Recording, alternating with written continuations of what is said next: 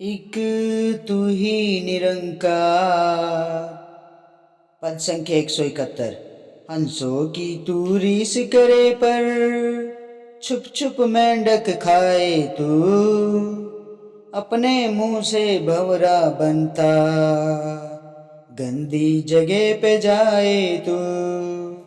खाल शेर की ओढ़ के अपना नाम शेर रखवाए तू,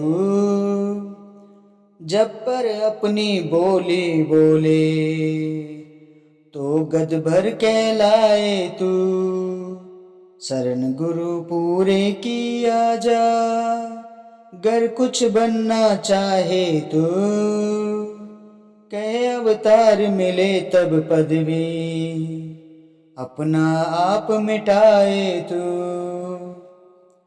हंसों की तू रीस करे पर छुप छुप मेंढक खाए तू। सत्संग जी, हम हंस की चाल कैसे चल सकते हैं? हंस की चाल की नकल कैसे चल सकते हैं? कोई मेंढक हंस की चाल नहीं चल सकता। जैसे कहते हैं ना, हंसों की तो रीछ हंसों की नकल करता है, हाँ? और छुप छुप के मेंढक खाता है, अपने मुंह से भंवरा बनता है और गंदी जगह पे जाता है। सत्संग जी, ये जो कहने का भाव यहाँ पे ये आया है कि अपने आप को हमें इतना अहंकार में नहीं रखना चाहिए, क्योंकि जब हमारे अंदर अहंकार आ जाता है ना, तो इसलिए ये उदाहरण दिया गया है कि हंसों की तो तू नकल कर रहा है और छुप छुप के मेंढक खाता है। तो सत्संग जी, हमें इस अहंकार को दूर करना है। और ये अहंकार कब दूर होता है? जब ज्ञान हमारे जीवन में आ जाता है। अब कोई शेर की खाल पहन ले तो वह शेर तो नहीं बन जाता है।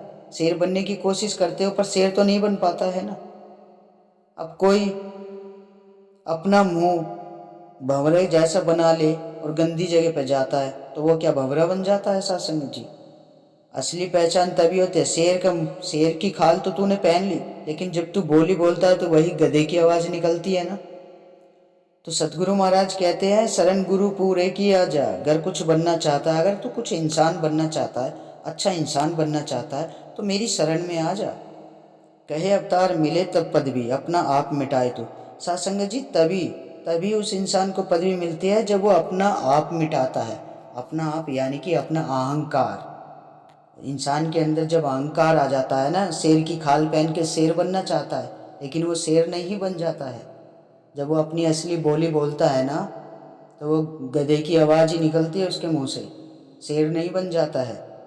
तो जिन लोगों के अंदर अहंकार होता है ना, तो अपने आप को शहंशाह समझने लगते हैं, ज्ञान बांटने लगते हैं कि मुझसे बड़ा कोई ज्ञानी नहीं है। ऐसे बहुत लोग होते हैं सत्संग जी, देखा है मैंने, जो बहुत दिखावा करते हैं, ओढ़ने पैरने का दिखावा करते हैं, अपनी समझदारी का दिखावा करते हैं। तो सत्संग जी, जब तक इस सदगुरु माता जी की शरण में आप नहीं आओगे, इस निरंकार को अपने जीवन में नहीं लाओगे, तो आप कहाँ से आपको कोई आपकी पहचान कहाँ से होगी? ये पदवी तो तभी मिलती है जब ये निरंकार जीवन में आ जाता है, सेवा संगत सिमरन संतों का संग हो जाता है, तब अपनी पहचान होती है। जब अपना अहंकार तज देंगे ना, हम इस गुरु की शरण में आ जाएंगे, तभी हम कुछ बन सकते हैं। नहीं तो हम जानवरों की तरह ही भटकते रहेंगे। हमारे अंदर ज्ञान नहीं है तो जानवरों की तरह भटकेंगे, कहीं पे टक्कर मार रहे हैं, कहीं पे मुंह डाल रहे हैं। पर वो परमात्मा यही तो कहते हैं कि आ जा मेरी शरण आ जा, अगर कुछ बनना है तो मेरी शरण में आ जा, तभी तो ये जीवन संवर जाएगा, तभी तो ये मनुष्य जीवन तेरा सफल हो जाएगा। तो सत्संग जी, हमें तो अब इन चीज़ों की पहचान हो गई है, लेकिन जिसने ज्ञान जिसके जीवन में नहीं आया है, वो तो अभी जानवर की तरह शेर की खाल पहन के ही घूम रहा है, अपने आप को शेर ही समझ रहा है। लेकिन जब ये ज्ञान, ये ब्रह्म ज्ञान जिसके जीवन में आ जाता है, तब उसे इस परमात्मा की पहचान हो जाती है। तो सत्संग जी, आओ मिलके इस हरि का गुणगान करें, प्यार और सत्कार से कहना, धन निरंकार जी।